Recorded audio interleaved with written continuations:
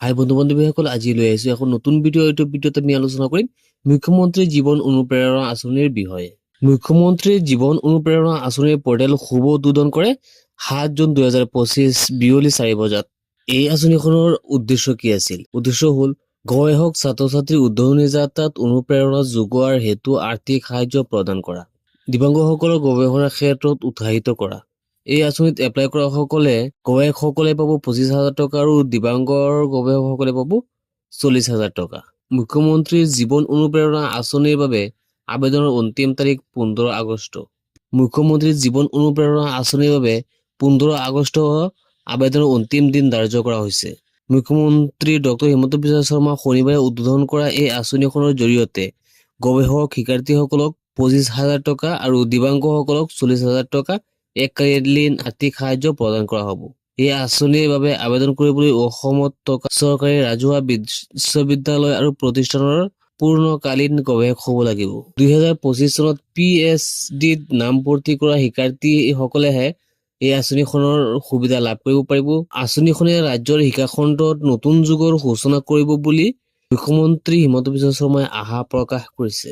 অসম জীৱন প্ৰেৰণা আঁচনি ২০২৫ অনলাইন আবেদন যোগ্যতা, সুবিধা আৰু অধিকাৰ। অসমৰ নিবনুৱা স্নাতক যুৱক-যুৱতী আৰু গৱেষক পণ্ডিতসকলক সবলীকৰণ লক্ষ্যৰে এক পৰিৱৰ্তন পদক্ষেপ জীৱন প্ৰেৰণা আঁচনি ২০২৫ প্ৰৱৰ্তন কৰিছে অসম চৰকাৰে। এই আঁচনিখনৰ লক্ষ্যবোৰ কি আছিলে? লক্ষ্যবোৰ আছিল দৈনন্দিন খৰচ স্বতন্ত্ৰভাৱে পৰিচালনা কৰা, যুৱক স্নাতকসকলক সহায় কৰা, গৱেষণা পণ্ডিতসকলক তেওঁলোকৰ শৈক্ষিক সাধনা অব্যাহত ৰাখিবলৈ উৎসাহিত কৰা, বৰ্ধিত অনুদানৰ দ্বাৰা বিভিন্ন সক্ষম নাগৰিকৰ বাবে আৰ্থিক চাপ হ্ৰাস কৰা আৰু আৰ্থিক সাহায্যৰ জৰিয়তে দক্ষতা বিকাশ আৰু কেৰিয়াৰ প্ৰস্তুতিৰ পোষকতা কৰা। এই আঁচনিত আবেদন কৰাৰ বাবে কিছুমান যোগ্যতা থাকিব লাগিব। সেই যোগ্যতাখিনিৰ তলত উল্লেখ কৰা হ'ল আৱাস, অসমৰ স্থানীয় বাসিন্দা হ'ব লাগিব, শিক্ষাগত অৰ্হতা চৰকাৰী বিশ্ববিদ্যালয় মহাবিদ্যালয়ৰ পৰা স্নাতক ২০২৫ বেচ বা ৰাজ্যিক কেন্দ্ৰীয় চৰকাৰী বিশ্ববিদ্যালয়ত নামভৰ্তি কৰা গৱেষণা পণ্ডিত হ'ব লাগিব। সামাজিক অৱস্থা নিবনুৱা হ'ব লাগিব আৰু মুখ্যমন্ত্ৰীৰ নিযুত মইনাৰ দৰে অনুৰূপ আঁচনিৰ পৰা সুবিধা লাভ নকৰা হ'ব লাগিব। বেংক একাউণ্ট ডিবিটিৰ বাবে আধাৰৰ সৈতে সংযুক্ত বেংক একাউণ্ট থাকিব লাগিব। গৱেষণা পণ্ডিতৰ বাবে অতিৰিক্ত প্ৰয়োজনীয়তা বিশ্ববিদ্যালয়ে প্ৰদান কৰা পৰিচয় পত্ৰ দিব লাগিব। বিভিন্ন ক্ষমতাসম্পন্ন আবেদনকাৰী ৫০,০০০ টকা অনুদান লাভ কৰিবলৈ চিকিৎসাৰ প্ৰমাণ পত্ৰ দাখিল কৰিব লাগিব।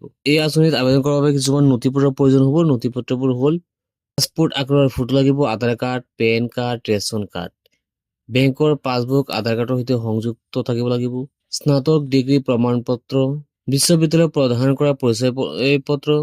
গৱেষণা পণ্ডিতসকলৰ বাবে অক্ষমতা প্ৰমাণ পত্ৰ, বিভিন্নভাৱে সক্ষম আবেদনকাৰীৰ বাবে স্থায়ী বাসিন্দা প্ৰমাণ পত্ৰ, যেনে গ্ৰাম্য অঞ্চলৰ বাবে গাঁওবুঢ়াৰ পৰা বা চহৰৰ বাবে GMC গৃহস্থৰ প্ৰমাণ পত্ৰ। এইখিনি ডকুমেণ্টছৰ প্ৰয়োজন হ'ব।